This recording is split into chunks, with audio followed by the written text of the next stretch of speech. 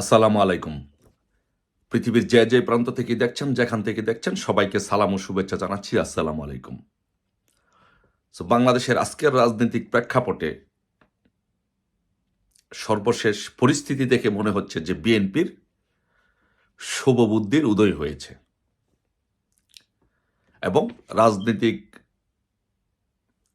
গতিপথটা অন্যদিকে মন নিচ্ছে।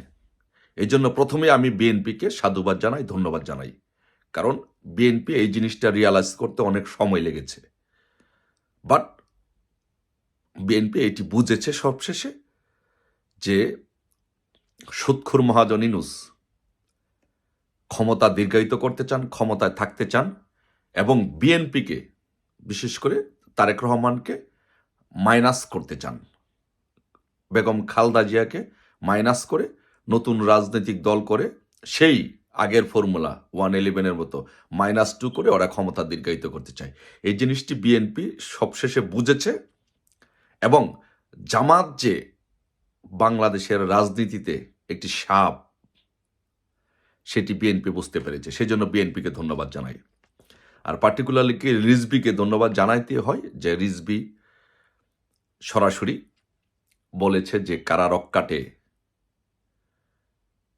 কারা গলা কাটে, কারা খুর পাটি, জামাতকে উদ্দেশ্য করে এই কথাগুলো বলেছে। এই জন্য রিজভিকেও ধন্যবাদ। আর সবচেয়ে বড় কথা হচ্ছে যে বাংলাদেশ আওয়ামী লীগের জন্য সবচেয়ে ভালো দিকটা হচ্ছে যে রাজনীতির প্রেক্ষাপটে এখন মনে হচ্ছে রাজনীতিটা মন নিচ্ছে যে আওয়ামী লীগের নেতৃত্বে আবার সেই 111-এর মতো বিএনপি সহ সমমনা রাজনৈতিক দলগুলো গণতন্ত্র উদ্ধারে, গণতন্ত্র পুনরুদ্ধারে একসাথে কাজ করবে, এটি আপাতত মনে হচ্ছে। কারণ এই যে চক্র, এই চক্র শুধু আওয়ামী লীগকে ক্ষমতা থেকে হটানোর জন্য কিন্তু গণভবনে হামলা করে নাই, শেখ হাসিনার উপর বাসভবনে হামলা করে নাই, আওয়ামী লীগের উপরে হামলা করে নাই, আওয়ামী লীগকে উৎখাতের চেষ্টা করে নাই। এই চক্রটিও চেষ্টা করেছে অনেক বড় একটি চক্র, সুদখোর মহাজনের মেটিকুলাস ডিজাইন একটি প্রজেক্ট, যে প্রজেক্টের মাধ্যমে আওয়ামী লীগ সরকারকে উৎখাত করে এদেশের রাষ্ট্র ক্ষমতা দখল করে মার্কিন যুক্তরাষ্ট্রে বিশেষ করে হিলারি ক্লিন্টন এবং জো বাইডেন অ্যাডমিনিস্ট্রেশনের এজেন্ডা বাস্তবায়ন করার জন্য ইউনূস কাজ করেছে। আর সেকেন্ডলি সে সামাজিক ব্যবসা করার জন্য বিশ্বের বিভিন্ন দেশে হাজার হাজার কোটি টাকা পাচার করার জন্য সেই কাজটি করেছে।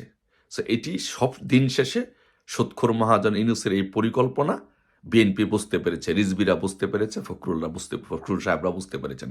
এই জন্য তাদেরকেও ধন্যবাদ। এটা দিন শেষে ওনারা বুঝতে পেরেছেন। কারণ এই বাংলাদেশের জন্য আওয়ামী লীগের কোনো বিকল্প নেই। আর প্রত্যেকটা দেশে একটা বিরোধী দল লাগে। আর সেই বিরোধী দল হিসাবে বিএনপি ছিল, বিএনপির মাঠে একটা অবস্থান আছে। তাই আমরা বিএনপিকে বলবো, আসুন আওয়ামী লীগের নেতৃত্বে আবারও ঐক্যবদ্ধ হয়ে আমরা বাংলাদেশের গণতন্ত্র পুনরুদ্ধার করি। আর ইদানিংকালে একটি জিনিস দেখতে পেলাম যে বাংলাদেশের যেই কতিপয় সমন্বয়কারী সন্ত্রাসী, পুলিশ হত্যাকারী, ছাত্র জনতা হত্যাকারী সমন্বয়করা বাংলাদেশের পতাকা নিয়ে কথা বলে, বাংলাদেশের সংবিধান নিয়ে কথা বলে, বাংলাদেশের মুক্তিযুদ্ধ নিয়ে কথা বলে। ওরা বাংলাদেশের মুক্তিযুদ্ধ মানে না, ওরা বাংলাদেশের পতাকা মানে না, ওরা বাংলাদেশের স্বাধীনতা মানে না। কিন্তু একটা জিনিস লক্ষ্য করবেন যে ওরা কিন্তু আবার সেই পতাকা মাথার মধ্যে দিয়ে শহীদ মিনারে মিটিং মিছিলে যায়। সো আমি তাদেরকে বলবো, হাসনাত, সার্জিস, আসিফ, নাহিদ, মাহফুজদেরকে বলবো যে তোদের মতো কুলাঙ্গার, তোদের মতো বেঈমান, তোদের মতো মুনাফেক এই বাংলাদেশে আর জন্ম হয় নাই।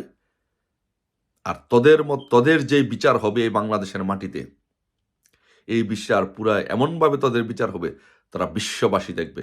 তোদের যদি ন্যূনতম পরিমাণ লজ্জা থাকতো আসিফ, নাহিদ, সার্জিস, হাসনাত, তাহলে তোরা বাংলাদেশের স্বাধীনতা বিশ্বাস না করে, ৭১-কে বিশ্বাস না করে, মুক্তিযুদ্ধকে বিশ্বাস না করে, বঙ্গবন্ধুকে বিশ্বাস না করে তারা কিভাবে মাথার মধ্যে সেই পতাকা লাগিয়ে তারা শহীদ মিনারে যাস? তাদের ন্যূনতম পরিমাণ লজ্জা তাদের নেই। তারা হচ্ছে যে পাকিস্তানের যে রেখে যাওয়া সালে পাকিস্তানের তো ৭১ সালে আমাদের মা বোনদের দর্শন করেছে। আর তোদের মনে হয় যে তোদের দাদিদেরকে সাথে থেকে যেই বীজটা রেখে দিয়েছে সেই যারর সন্তান হচ্ছস তোরা। আর যেই জন্য তোরা পাকিস্তানের মায়া, পাকিস্তানের মমতা, পাকিস্তানের অখণ্ডতা তোরা বলতে পারিস না। বাট তোদের স্থান বাংলাদেশে একজন মুক্তিযোদ্ধা বেঁচে থাকতে, একজন মুক্তিযোদ্ধার আদর্শিক সন্তান বেঁচে থাকতে তোদের সেই খায়েশ কখনো পূরণ হবে না।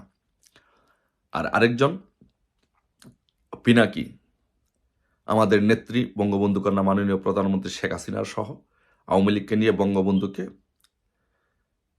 সে সহ্য করতে পারে না, অশ্রাব্য ভাষায় গালাগালি করে। তাকে শুধু বলবো যে তুমি যদি পাকিস্তানের বংশধর হয়ে থাকো, 1971 সালে যদি পাকিস্তানের সেনাবাহিনী আমাদের যেই ইজ্জত লুণ্ঠন করেছিল, সে ইজ্জত লুণ্ঠন করার ফলে দু একজন সন্ততির জন্ম এই দেশে হয়েছে। আর সেই সন্তান যদি তোমরা হয়ে থাকো, তাহলে তোমাদের পাকিস্তানের প্রতি মায়া থাকবে। বাট আমরা কিন্তু একদম পাকিস্তান করে দিব, আমরা একদম পাকিস্তান করে দিব, যখন ধরব একদম পাকিস্তান করে দিব। এই বাংলাদেশে কোনো রাজাকারের, এই বাংলাদেশে কোনো পাকিস্তানের বংশধরের ঠাঁই হবে না। এই বাংলাদেশ মুক্তিযুদ্ধের বাংলাদেশ। এই বাংলাদেশের সকল মুক্তিযুদ্ধের সপক্ষের শক্তিগুলো আবার ঐক্যবদ্ধ হচ্ছে। গতকালকে সিপিবি সমাবেশ করেছে, বাম দলগুলো আস্তে আস্তে কথা বলা শুরু করেছে, জাতীয় পার্টি কথা বলা শুরু করেছে, ইসলামিক দু একটি দল কথা বলা শুরু করেছে। ইনশাল্লাহ আমি আওয়ামী লীগের নেতৃবৃন্দদেরকে বলবো যে, আমি বারবার বলি, এই জিনিসটি বারবার বলা ঠিক না, আবারও বারবার বলি, কারণ অভিজ্ঞতা শেয়ার করতে হয়। 111-এর ঠিক আমরা এরকম একটি পরিস্থিতি আমরা ফেস করেছি। প্রথমে মনে হয়েছে একদম দুই নেত্রীকে শেষ করে দিব, শেখ হাসিনাকে শেষ করে দিবে, রাজনীতি করতে পারবে না। কিন্তু আমরা দৃঢ় ছিলাম, প্রতিজ্ঞ ছিলাম যে আসলে কিছুই করতে পারবে না। এই দেশের জনগণ, বাংলাদেশ আওয়ামী লীগ, ছাত্রলীগ, যুবলীগ, স্বেচ্ছাসেবক লীগ, কৃষক লীগ, এরা যখন জেগে ওঠে তখন সকল অপশক্তি পালিয়ে যায়।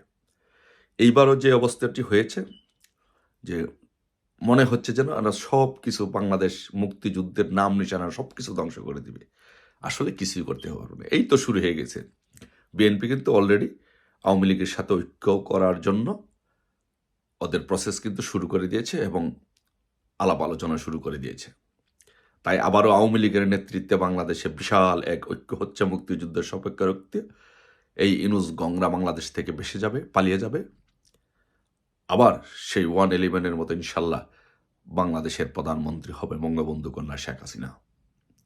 তাই সকলকে বলবো, এই পাকিস্তানিদের দোসর আসিফ নজরুল, নাহিদ, আসিফ, হাসনাত, সার্জিস, পিনাকি সহ এদের এই বাংলাদেশে ইনশাল্লাহ এদের বিচার একদিন বাংলার মাটিতে হবে এবং চরম বিচার হবে। বাংলাদেশের প্রধানমন্ত্রী হবে বঙ্গবন্ধু কন্যা শেখ হাসিনা। সবাই ভালো থাকবেন। ইস্পাত কঠিন, দৃঢ়, ঐক্যবদ্ধ নেতৃত্বের মাধ্যমে ইনশাল্লাহ এই বাংলাদেশ থেকে সকল অপশক্তির বিদায় হবে। আমাদের বিজয়ের ঐক্য শুরু হয়ে গিয়েছে। ধন্যবাদ সবাইকে। জয় বাংলা, জয় বঙ্গবন্ধু।